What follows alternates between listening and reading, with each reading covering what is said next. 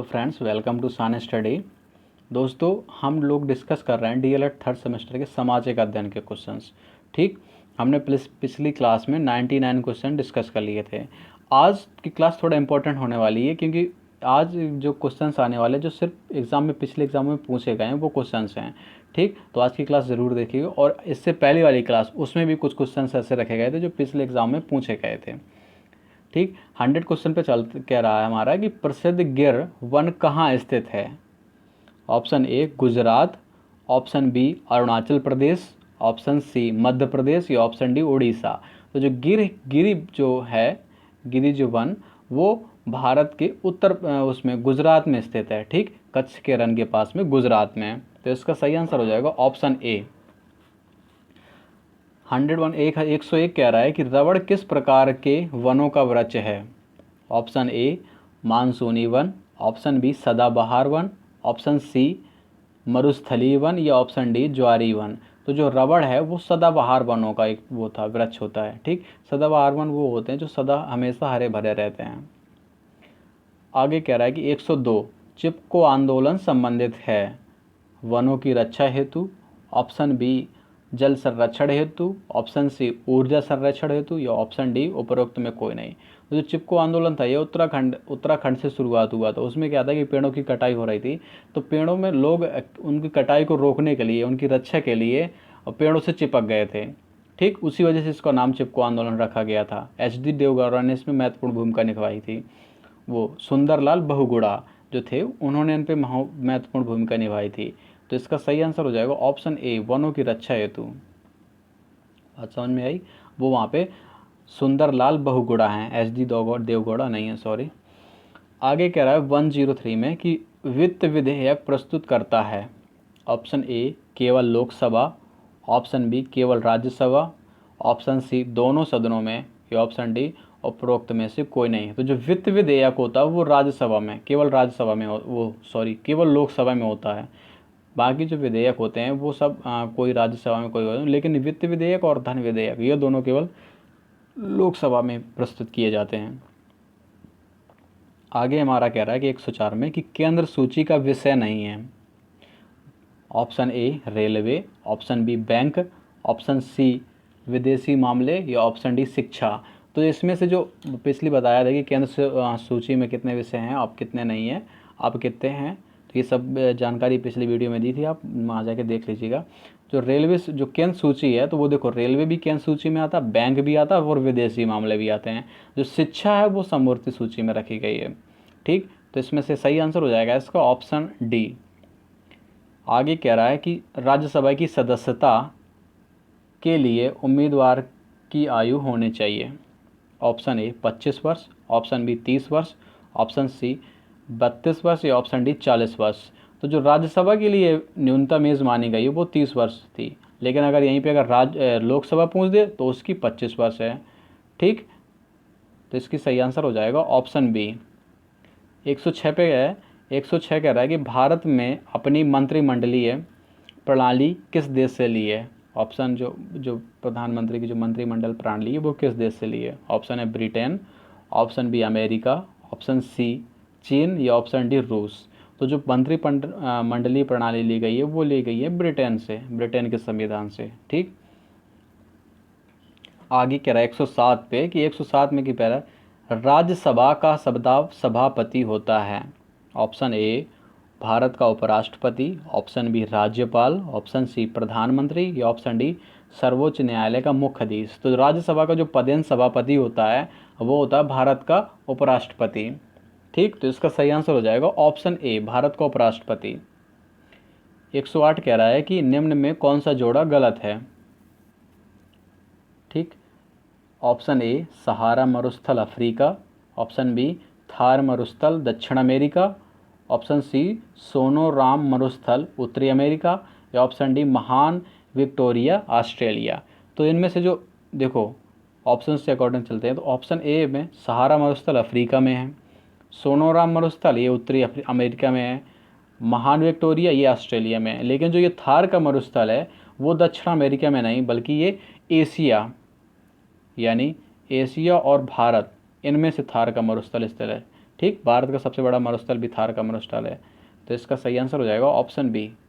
यही जोड़ा गलत है, बाकी सब सही है। ये आगे हम चलते हैं 109 पे। 9 कह रहा हमारा कि जो रेगुलेटिंग एक्ट है वो कब पारित हुआ। ऑप्शन ए सन 1773 में, ऑप्शन बी सन 1784 में, ऑप्शन सी सन 1793 में, या ऑप्शन डी सन 1813 में। जो रेगुलेटिंग एक्ट था वो पारित हुआ था सन 1773 में। तो इसका सही आंसर हो जाएगा ऑप्शन ए। आगे 110 पे कह रहा है कि कंगारू पाए जाते हैं। ऑप्शन ए यूरोप महाद्वीप में, ऑप्शन बी ऑस्ट्रेलिया महाद्वीप में, ऑप्शन सी एशिया महाद्वीप में, या ऑप्शन डी अफ्रीका महाद्वीप में। तो इसका आंसर तो लगभग सबको बजाना चाहिए। इसका आंसर सही हो जाएगा ऑप्शन बी ऑस्ट्रेलिया महाद्वीप में। जो कंगारू है, कंगारुओं का देश ही ऑस्ट्रेलिया को बोला जाता है। इसका सही आंसर हो जाएगा ऑप्शन बी। 111 में कह रहा है कि भारत का प्रथम मुस्लिम आक्रमण कब हुआ। ऑप्शन ए 712 में, ऑप्शन बी 732 में, ऑप्शन सी 710 में, और या ऑप्शन डी 786 में। तो जो भारत में पहला मुस्लिम आक्रमण हुआ था वो हुआ था सन 712 ईस्वी में। इसका आंसर हो जाएगा ऑप्शन ए। ठीक, आगे कह रहा है कि निम्नलिखित में किसके शासनकाल को वास्तुकला की दृष्टि से स्वर्ण काल कहा जाता है। जो वास्तुकला यानी जो बिल्डिंगें वगैरह बनाई गई हैं वो किस उसमें है। Option a Akbar, option b Jahangir, option c Shahjahan, या ऑप्शन डी बाबर। तो जो वास्तुकला का जो स्वर्ण काल बोला जाता है वो शाहजहां के टाइम पे है, क्योंकि देखो जो शाहजहां ने जामा मस्जिद का निर्माण करवाया था। ठीक, और ये ताजमहल, काफ़ी जितनी जो इनके काल में इनको जो वास्तुकला से रिलेटेड जितनी भी फेमस बिल्डिंग है वो शाहजहां के टाइम पे बनी गई। ठीक, जहांगीर चित्रकला का शौकीन था। जहांगीर कहता था कि मतलब वो कहता था कि अगर चित्र है जो अगर कोई अलग अलग पेंटर बना रहे तो वो बता देता था कि किस पेंटर ने कितने समय कौन सा चित्र बनाया और कौन सा रंग कौन सी चीज़, यानी हाथ किसी ने बनाए पैर किसी ने अलग बनाए, तो वो बता देता था कि इसे हाथ अलग ने बनाए और पैर अलग ने। इस टाइप का मतलब उसने बयान दिया था। तो जहांगीर चित्रकला से था। ठीक, आगे 113 पे कि 113 कह रहा है कि मोहम्मद बिन तुगलक ने अपनी राजधानी दिल्ली से कहाँ स्थानांतरित की। Option a Lahore, option b Agra, option c Karachi, या ऑप्शन डी देवगिरी यानी दौलताबाद। तो मोहम्मद बिन तुगलक ने अपनी राजधानी ये दिल्ली से दौलताबाद यानी देवगिरी स्थानांतरित की थी। तो इसका सही आंसर हो जाएगा ऑप्शन डी। आगे कह रहा है कि कार्ल मार्क्स जो है वो कहाँ का निवासी था। ऑप्शन ए जर्मनी का, ऑप्शन बी फ्रांस का, ऑप्शन सी रूस का, या ऑप्शन डी इटली का। तो जो कार्ल मार्क्स थे वो थे जर्मनी के निवासी। ठीक, तो इसका सही आंसर हो जाएगा ऑप्शन ए जर्मनी। आगे कह रहा है कि प्रथम विश्व युद्ध की समाप्ति कब हुई थी। तो प्रथम विश्व युद्ध ऑप्शन ए कह रहा है 11 नवंबर 1916 को, ऑप्शन बी 11 नवंबर 1920 को, ऑप्शन सी 11 नवंबर 1922 को, या ऑप्शन डी 11 नवंबर 1918 को। तो जो प्रथम विश्व युद्ध की समाप्ति हुई थी वो 1918 में। ये युद्ध चला था सन 14 से 18 तक। ठीक, प्रथम विश्व युद्ध। आगे कह रहा है कि भारत वो राष्ट्रपति है जो राज्यसभा में कितने सदस्यों को मनोनीत करता है, यानी ये भारत के राष्ट्रपति के बारे में कहा गया है। Option a 14, option b 16, option c 12, या ऑप्शन डी 13। तो जो राज्यसभा में जो राष्ट्रपति है वो 12 सदस्य मनोनीत करता है। ठीक, और अगर पूछ दे लोकसभा में, तो लोकसभा में ये 2 सदस्य मनोनीत करता है। ठीक, लोकसभा होती है लोअर हाउस। ठीक, एल से याद रखें, एल से लोकसभा, एल से लोअर हाउस यानी निम्न सदन, और वो दूसरी है राज्यसभा, उसको बोलते हैं अपर हाउस यानी उच्च सदन। आगे कह रहा है 117 पे कि प्रधानमंत्री की नियुक्ति कौन करता है। ऑप्शन ए संसद के दोनों सदनों की संयुक्त बैठक, ऑप्शन बी राष्ट्रपति, ऑप्शन सी लोकसभा का अध्यक्ष, या ऑप्शन डी राज्यसभा का अध्यक्ष। तो जो इसमें से देखो क्वेश्चन पे थोड़ा डाउट है। ये डाउट इसने ये पूछा कि नियुक्ति कौन करता है, जबकि राष्ट्रपति जो है ना उसकी नियुक्ति नहीं होती है।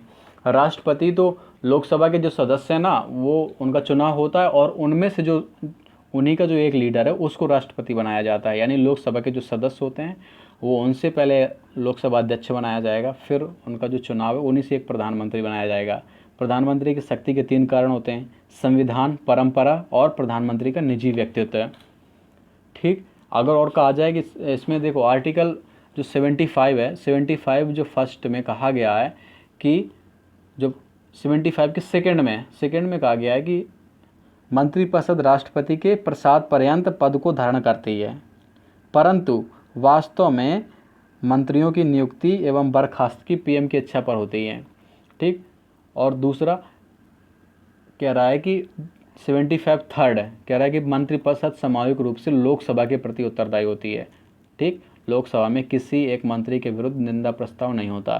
तो एक्चुअल में इस क्वेश्चन पे डाउट है, इसलिए इसको छोड़ देते हैं। ठीक। क्योंकि इसमें से लोकसभा का अध्यक्ष ये होता है ना, तो ये भी राष्ट्रपति की प्रधानमंत्री को वो करता है। ठीक। राष्ट्रपति इसको शपथ दिलाता है प्रधानमंत्री को।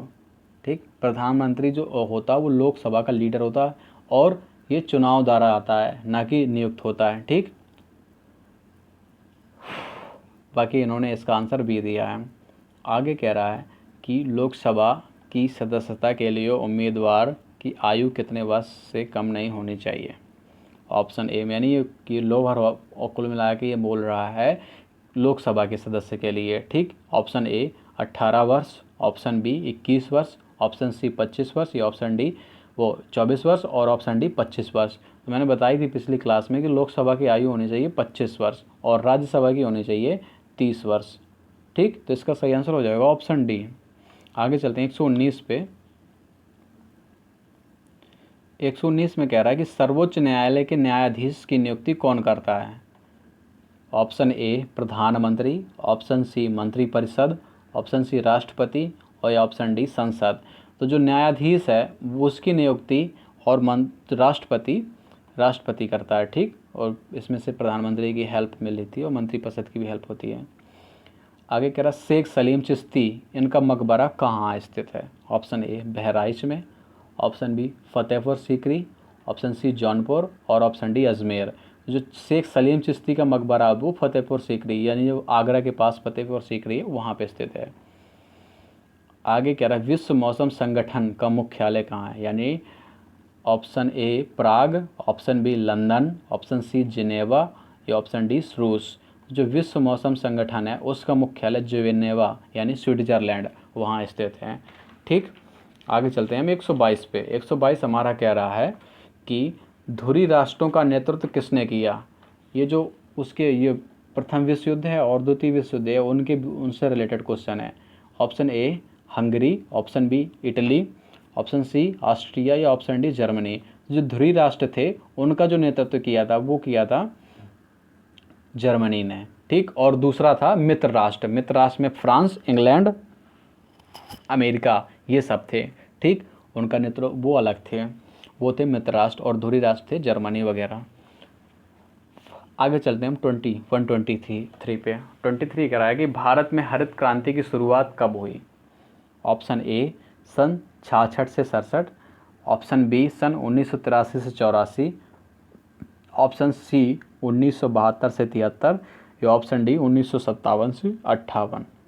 तो जो हरित क्रांति की शुरुआत हुई थी वो हुई थी सन 6600 से 67 के मध्य। MS स्वामीनाथन को हरित क्रांति का जनक माना जाता है। ठीक। इंडिया में जो हरित क्रांति के जनक हैं वो उनको माना जाता है MS स्वामीनाथन। तो ये भी आ सकता है क्वेश्चन, तो याद रखें। आगे 124 पे कह रहा है कि विश्व का सबसे प्राचीन देश है। Option a Nepal, option b चीन, ऑप्शन सी ब्रिटेन या ऑप्शन डी जापान। तो जो सबसे पुराना देश प्राचीन देश माना जाता है वो उसको जापान को माना जाता है। इसका सही आंसर हो जाएगा ऑप्शन डी। 125 में कह रहा है कि कपास का रेशा पौधे के किस भाग से प्राप्त होता है। ऑप्शन ए तने से, ऑप्शन बी जड़ से, ऑप्शन सी फल से या ऑप्शन डी पत्तों से।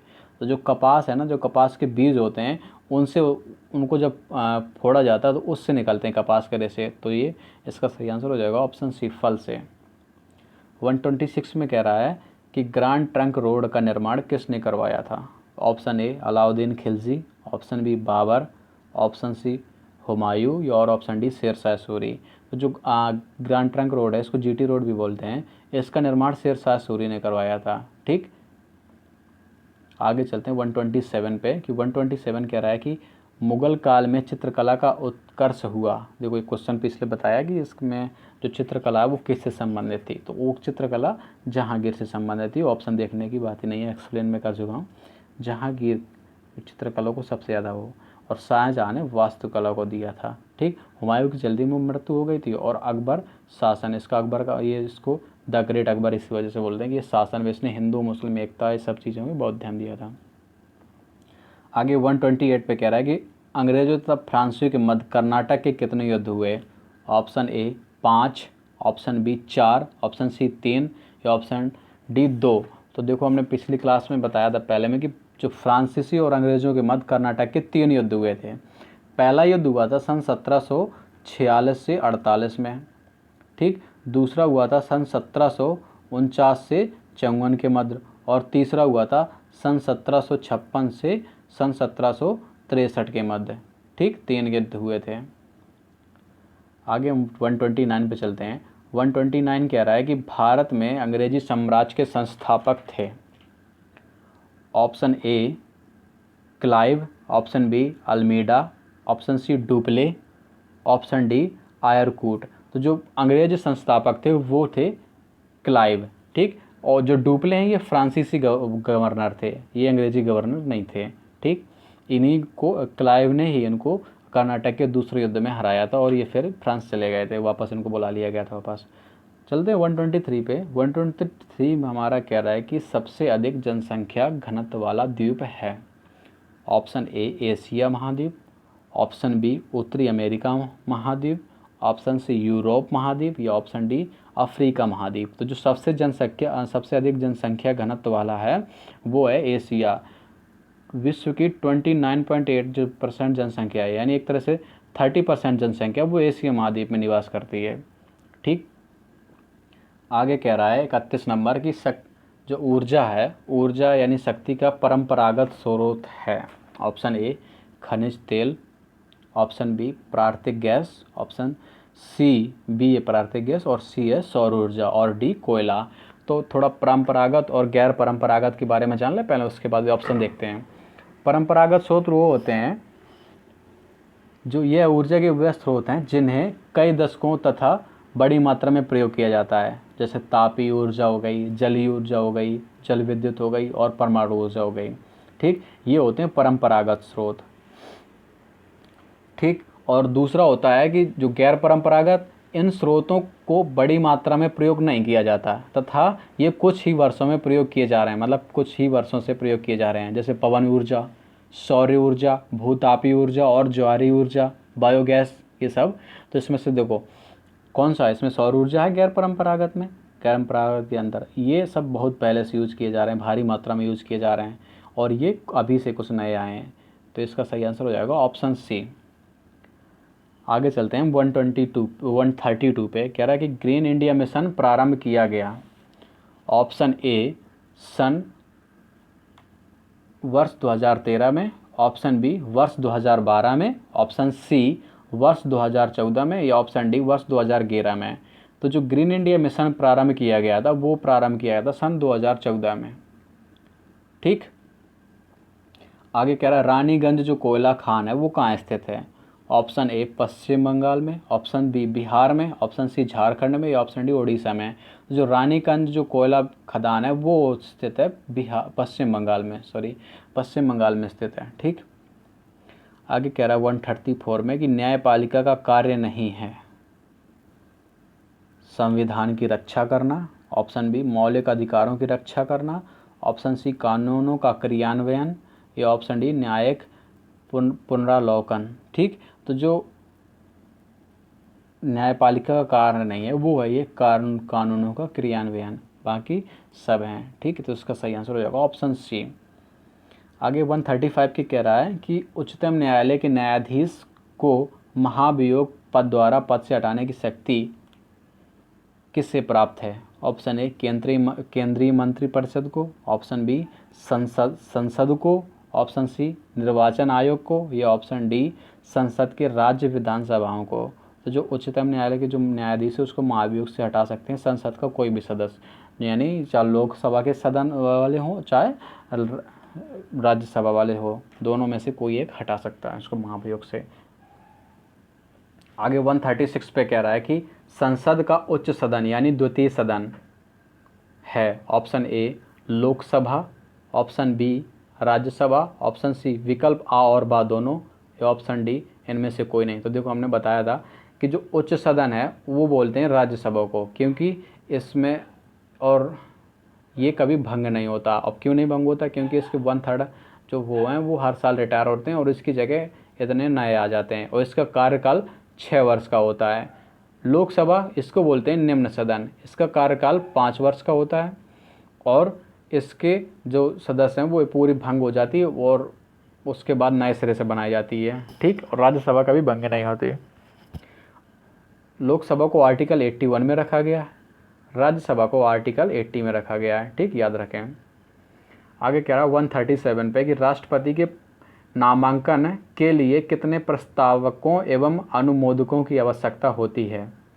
ऑप्शन ए 50 प्रस्तावक और 20 अनुमोदक, ऑप्शन बी 50 प्रस्तावक और 10 अनुमोदक, ऑप्शन सी 50 प्रस्तावक और 50 अनुमोदक, और ऑप्शन डी 20 प्रस्तावक और 20 अनुमोदक। तो जो राष्ट्रपति के नामांकन के लिए आवश्यकता होती है यानी 50 लोग प्रस्ताव करेंगे और 50 उसका अनुमोदन करेंगे। ठीक, तो इसका सही आंसर हो जाएगा ऑप्शन सी। 138 कह रहा है कि देश का सबसे बड़ा राष्ट्रीयकृत प्रतिष्ठान है। Option a railway, option b roadways सड़क परिवहन, ऑप्शन सी वायु परिवहन, या ऑप्शन डी जल परिवहन। तो इसका तो आंसर लगभग सबको पता होना चाहिए। इसका सही आंसर हो जाएगा ऑप्शन ए रेलवे। जो सबसे बड़ा राष्ट्रीय प्रतिष्ठान है वो रेलवे है। दोस्तों आज का जो वीडियो यहीं तक रखते हैं, अगले हम जो कुछ क्वेश्चंस बचे हैं 30 क्वेश्चंस वो अगले वीडियो में डिस्कस करेंगे। ठीक दोस्तों, अब अभी तक आपने साइंस स्टडी को नहीं सब्सक्राइब करी है तो आप सब्सक्राइब कर लीजिए प्लीज़। और अगर हमारे आप टेलीग्राम चैनल से जुड़ना चाहते हैं तो उस पर साइंस स्टडी को टेलीग्राम में जाकर सर्च कर लीजिए, वहाँ पर मिल जाएगा। और नहीं अगर आपको वहाँ सर्च करना है तो इसकी लिंक डिस्क्रिप्शन में दी गई, वहाँ से आप देख सकते हैं। ठीक, और वहाँ पे हम एक डेली क्विज का भी बना रहे हैं, तो वहाँ पे आपको डेली क्विज के लिए भी क्वेश्चंस मिलते रहेंगे हर सब्जेक्ट के। ठीक, थैंक यू फॉर वॉचिंग।